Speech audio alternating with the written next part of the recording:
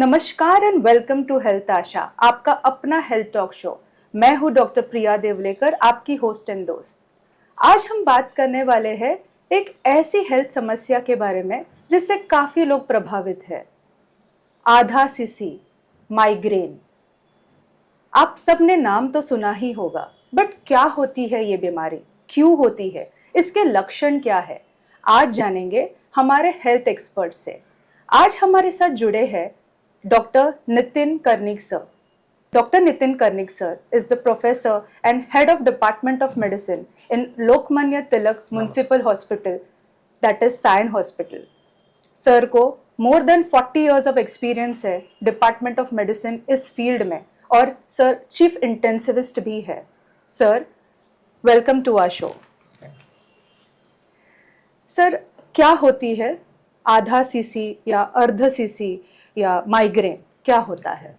Migraine ये जो बीमारी है ये फैमिलियल है, यानी इसमें ऐसा होता है कि आपका काफ़ी समय बर्बाद होता है। हाँ।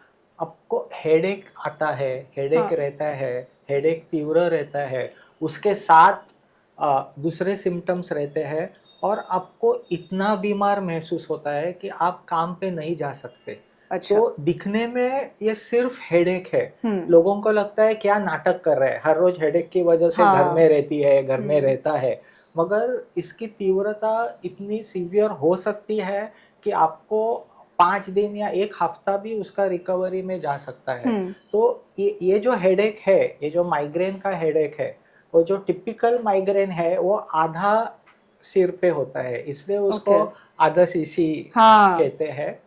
ये जो चालू होते हैं तो शुरुआत में ऑरा यानी कुछ सिम्टम्स रहते हैं कि आपके आंख के सामने अंधेरा हो जाएगा, फिर आपको रेस्टलेस महसूस होता है, किसको गिडीनेस होता है, किसको वॉमिटिंग रहती है, और फिर ये जो प्रोड्रोम सिम्टम्स है या ऑरा है, कभी कभी पूरा आपका विजन में एक ब्लैक होल आता है, और वो ब्लैक होल का पेरिफेरी में ऐसा लाइट सिंटिलेटिंग, उसको हम सिंटिलेटिंग स्पेक्ट्रा कहते हैं। अच्छा, और उसके बाद ये हेडेक चालू होता है। अच्छा, ये आपका आधा सर का जो ब्लड वेसल्स है ये पल्सेटिंग होना चालू होता है। अच्छा, और वो तीव्र हेडेक होता है, वॉमिटिंग हो सकते हैं, और आपको ऐसा लगता है कि बस सब लाइट का भी कोई बात करेगा आपको सहन नहीं होता है, ज्यादा लाइट है आपको सहन नहीं होता है, तो आपको लगता है कि बस मैं सो जाऊं एक कॉर्नर पे, कोई मुझसे बात नहीं करना चाहिए, मैं लाइट ऑफ करूं। और ऐसे अगर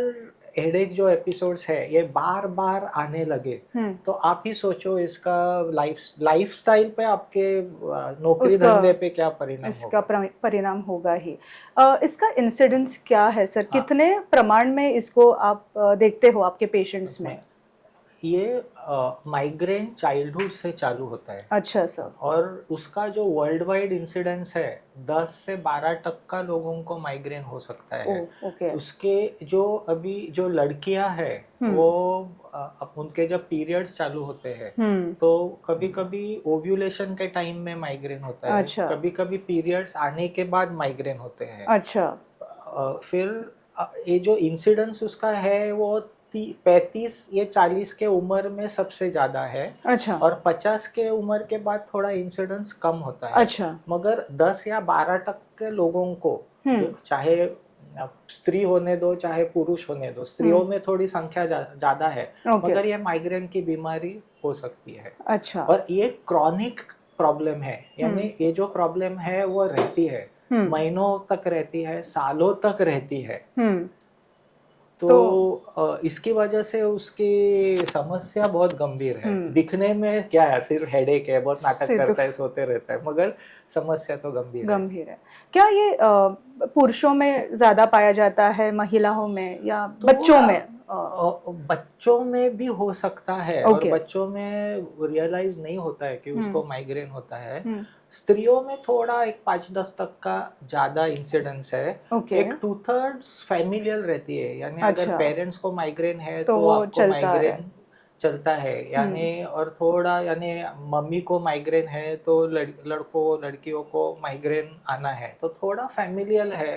और बाकी अनेक कारण है माइग्रेन होने के, अच्छा कि सर। जैसे स्ट्रेस है और कोई ट्रिगर्स है। अच्छा, कोई ट्रिगर्स है क्या ये मतलब ट्रिगर्स अगर आप सर जैसे कोई स्मेल से या किसी लाइट से ऐसे कुछ है इसका हाँ, ये जो संबंध? माइग्रेन, अगर मुझे माइग्रेन की टेंडेंसी है तो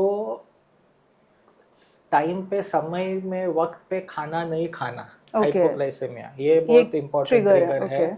ओके, अति तीव्र धूप, आप अच्छा, 12 बजे विदाउट कैप चल रहे हैं, उससे हो सकता है। ओके, बहुत गर्मी है, उससे हो सकता है। ओके, फिर कोई कोई जो सेंट यूज करते हैं, परफ्यूम्स, हाँ, परफ्यूम से हो सकता है। ओके, खाने के चीज में अल्कोहल, ओके, चीज, ओके, और कभी कभी चॉकलेट्स।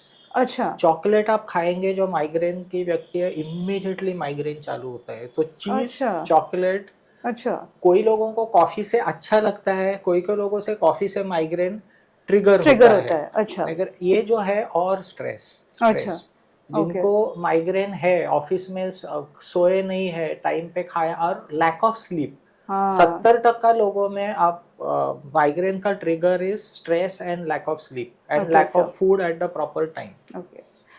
इसके सर लक्षण क्या है? हाँ, इसके लक्षण ऐसे हैं कि माइग्रेन आने के पहले आपको अनईजी महसूस होता है। ओके, जो मैं बोला, आपके आँख के धुंधला दिखने लगता है। हम्म, कभी कभी पूरा विजन स्लोली क्लाउड होके ऐसा ब्लैक स्पॉट डेवलप होता है। ओके, और उसके एक 5-6 घंटे के बाद सर दर्द चालू होता है। वो आधा ओके, सर दर्द रहता है। ओके, उसमें थ्रॉबिंग हेडेक अपन जो कहते हैं, कि धम धम धम, हम्म, ऐसा लोग बोलते हैं कि कोई लगता है कि ऐसा कोई सर में जोर से हथौड़ा मार रहा है, अच्छा, ऐसा दर्द होता है। अच्छा, वो सीवियर होता है दर्द। हम्म, और उसके साथ कभी कभी कॉम्प्लिकेशंस भी होते हैं। अभी हम्म, ये जो हेडेक है, ये 72 घंटे तक चल सकता है। हम्म, अगर आप मेडिसिन प्रॉपर नहीं लिए तो हम्म, 3 दिन तक ये हेडेक चल सकता है। अच्छा, और कभी कभी उसमें कॉम्प्लिकेशंस भी हो सकते हैं। और ओके, इसके साथ आता है वॉमिटिंग। अच्छा, तो पहले से खाना नहीं खाया है और एक बार वॉमिटिंग चालू होता है, तो वो विशियस साइकिल होता है। हेडेक अच्छा, है,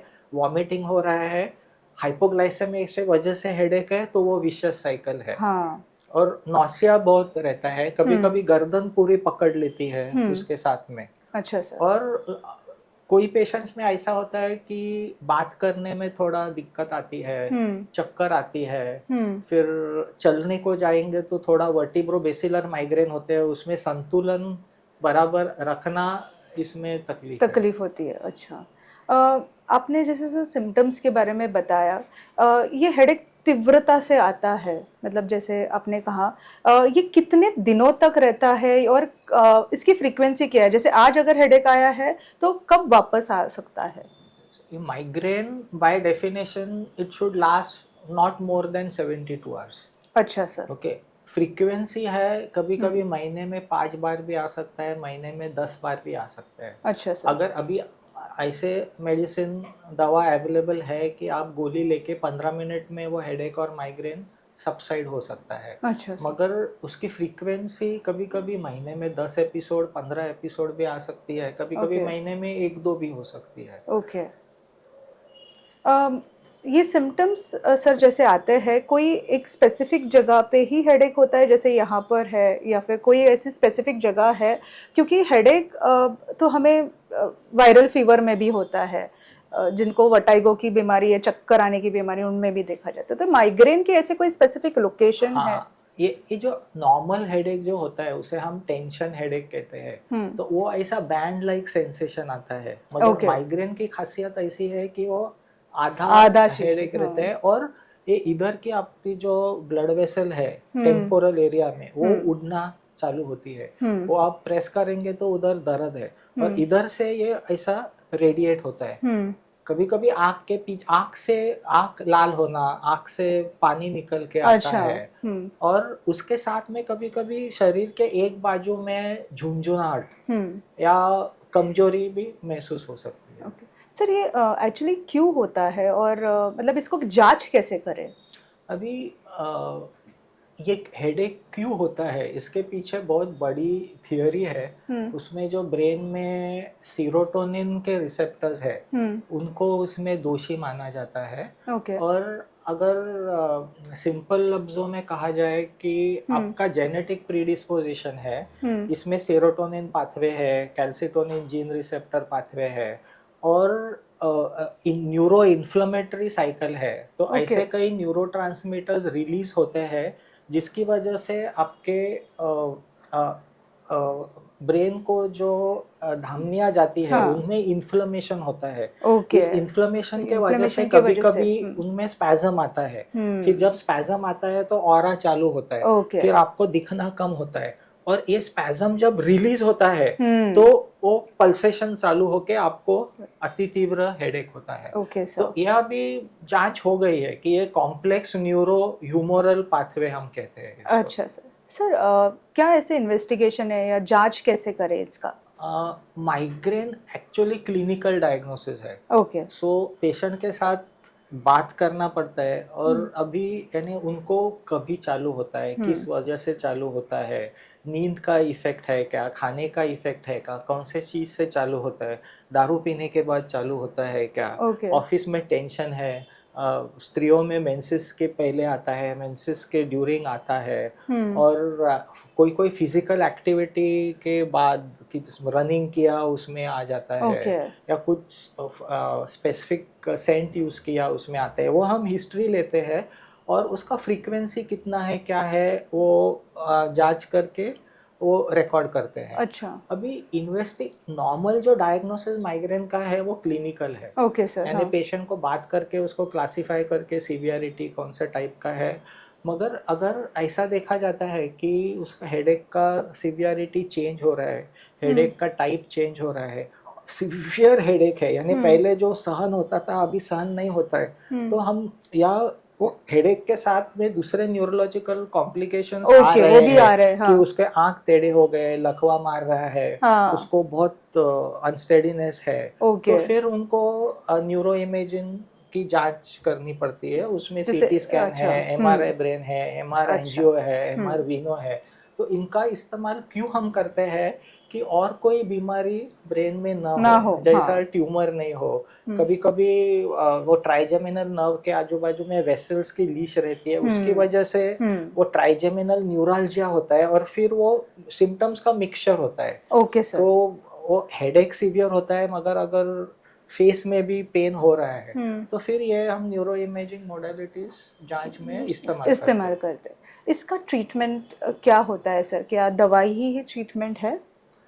ट्रीटमेंट में ना उनको पहला फैमिली सपोर्ट लगता है, काउंसलिंग लगता है, और काउंसलिंग में उनको टाइम पे खाना खाना चाहिए, जो स्मोकिंग अल्कोहल है वो अवॉइड करना चाहिए। स्ट्रेस के लिए तो कोई ट्रीटमेंट नहीं है, मगर स्ट्रेस हैंडल करने के जो आपकी क्षमता है उसको काउंसलिंग और साइकोथेरेपी और योगा से इम्प्रूव कर सकता है। बेसिकली ये मरीजों में आप सपोर्ट देके उनको अगर फैमिली सपोर्ट सिस्टम अच्छा मिला तो वो माइग्रेन की तीव्रता कम हो सकती है।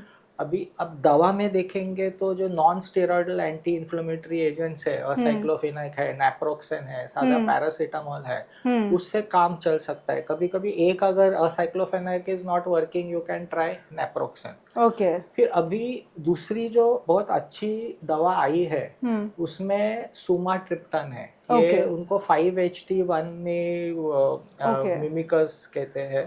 तो ये वो सेरोटोनिन रिलीज को प्रिवेंट करते हैं। और ये सुमाट्रिप्टान के कई एक थोड़े हायर मॉलिक्यूल्स आए हैं कि ये सुमाट्रिप्टान और नैप्रोक्सेन कॉम्बिनेशन है कि ये अगर वो 85 मिलीग्राम सुमाट्रिप्टान और 50 या 100 मिलीग्राम नैप्रोक्सेन अगर आप खाएंगे तो 15 मिनट में आपका जो अगर आप इमीडिएट खाएंगे तो वो माइग्रेन का अटैक अबॉर्ट हो सकता है। अच्छा सर। और तीसरी जो दवाइयों के ग्रुप है that is prevention of migraine. या प्रिवेंशन ऑफ माइग्रेन में एक तो बीटा ब्लॉकर्स है, यानी मेटाप्रोलोल और प्रोप्रेनोलोल। तो जिनको बीपी का समस्या है उनको हम ये देते हैं। दूसरा फ्लूनारिजिन और डिल्टियाजिन जैसे कैल्शियम ब्लॉकर्स है, वो भी प्रिवेंशन को यूज करते हैं। अभी प्रिवेंशन के लिए और जो वॉमिटिंग होती है, हाँ, तो उससे वो में vomiting होती है। मेटाक्लोप्रामाइड करेक्ट, हाँ। ऐसी जो दवा है कि ऑन्डेंसेट्रॉन मेटाक्लोप्रामाइड, उससे उनका वॉमिटिंग कम हो सकता है। ओके। फिर कोई एंटीसाइकोटिक दवा है कि आपको माइग्रेन और डिप्रेशन है, तो थोड़ा एंटी डिप्रेशेंट्स अगर आप एमिट्रिप्टिलिन यूज करते हैं तो उसके साथ थोड़ा उनको नींद लगेगा, डिप्रेशन कम हो जाएगा, एंजाइटी कम हो जाएगा, तो शायद वो माइग्रेन होने का साइकिल ब्रेक हो जाएगा।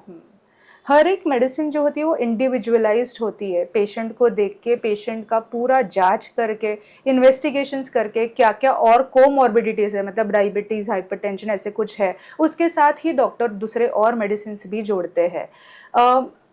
सर, आपने जैसे मेडिसिन के बारे में बताया, तो कैसे है सर इसका प्रोग्नोसिस, कैसे कैसे, जैसे मेडिसिन आज अगर हम लेते हैं तो क्या उसकी फ्रीक्वेंसी कम होती है अगर रेगुलरली हम मेडिसिन लेते रहे? जो ये जो सुमाट्रिप्टान और ये है, उससे वो अटैक अबॉर्ट होता है। ओके। मगर अटैक की फ्रीक्वेंसी नहीं कम होती है। ओके। तो अटैक की फ्रीक्वेंसी कम करने के लिए आपको जो माइग्रेन प्रोफिलैक्टिक ड्रग्स है, वो प्रोफिलैक्टिक ड्रग्स ही यूज करके धीरे धीरे कम होती है। कभी कभी ऐसा होता है कि ऐसा 2-3 साल उनका सीवियर सिम्टम्स चालू है, बहुत स्ट्रेस रहता है, आप बात करते हैं तब उनके माइंड में फियर रहता है, फिर कोई पड़ोसी वाला ब्रेन ट्यूमर से अगर पीड़ित हो तो उनके माइंड में शंका होती है। जब अगर ऐसी शंका हो तो हम न्यूरो इमेजिंग कर देना चाहिए, ताकि वो नॉर्मल आ जाएगा तो एटलीस्ट 50% उनका माइंड का स्ट्रेस कम हो जाएगा। और प्रिवेंशन में बेसिकली जो फूड के ट्रिगर्स है वो अवॉइड करो। आप धूप में जा रहे हो तो एक वाइड ब्रेन हैट डालो, टाइम पे खाना खा लो, sleep deprivation is a major thing. तो और स्टूडेंट्स में हम देखे हैं ये जो अभी हाई परफॉर्मेंस के लिए जो पेरेंटल प्रेशर रहता है, इसमें कई टीनेजर्स जिनको माइग्रेन होते हैं, तो उनका ट्रेजेडी ऐसा होता है कि जब वो नीट या कॉम्पिटिटिव एग्जाम आते हैं तभी उनका माइग्रेन बढ़ता है। और वो माइग्रेन ट्रिगर होता है, फिर वो परीक्षा भी ठीक तरह से नहीं दे पा सकते हैं। तो थोड़ा पेरेंट्स को भी काउंसलिंग करना चाहिए कि आप एक्सेप्ट कर लो कि वो टीनेजर को माइग्रेन है, सपोर्ट करो और उसको स्ट्रेस मत दो, आप सिर्फ उसका खाना सोना बराबर उसके ऊपर ध्यान दो। Correct sir. कोई कॉफ़ी या टी ऐसे कुछ जैसे हमारे जो बेवरेजेस होते हैं उससे अगर कुछ बढ़ सकता है? हाँ, ये एस्पार्टेम जो है, ये जो अपना सब जो फिजी ड्रिंक्स है, उसमें ये एस्पार्टेम स्वीटनर रहता है, उससे माइग्रेन होता है। उससे होता है? ओके। चॉकलेट से होता है, चीज से होता है। अच्छा। कोई फ्रूट्स, अभी कोई स्ट्रॉबेरी खाता है उससे होता है, तो आपको पूछना पड़ता है किससे होता है। कोई लोगों को कॉफी से भी माइग्रेन होता है। अच्छा सर। और कई मेरे कलीग्स ऐसे हैं कि ब्लैक कॉफी अगर पिया तो वो माइग्रेन अगर प्रोड्रोम में है तो वो रुक जाता है। अच्छा। मगर ये एरेटेड जो ड्रिंक्स है, स्पेशली एस्पार्टम वाले और चीज और चॉकलेट, ये तो ट्रिगर है ही। अच्छा। हर एक माइग्रेन एपिसोड में या हर एक पेशेंट को क्या एडमिट होना ज़रूरी है?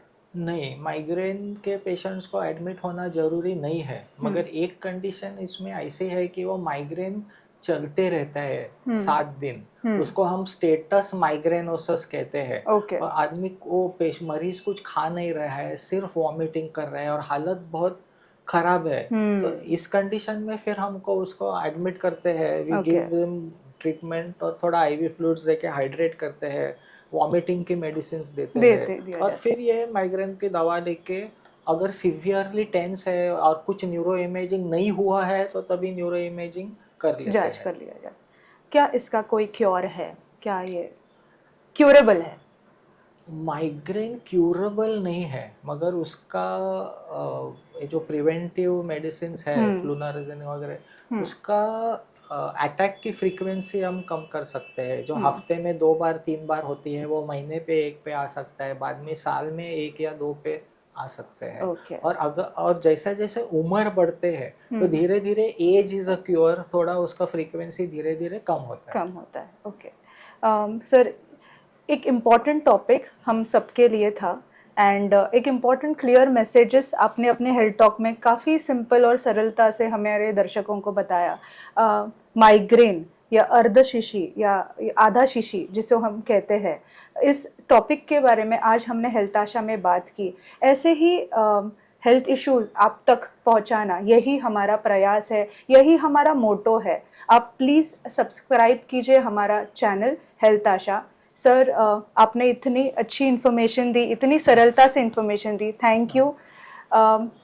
आप हमसे जुड़े रहिए, हम फिर मिलेंगे एक और हेल्थ एक्सपर्ट के साथ, एक और हेल्थ टॉपिक के साथ। Please do subscribe our channel and follow our channel. Thank you. For following our videos and hearing more of such information, do follow Dr. Priya Devlekar's Health Asha. And also to subscribe my channel. If you require any specific health topic to be covered in my talk show, do let me know. Thank you.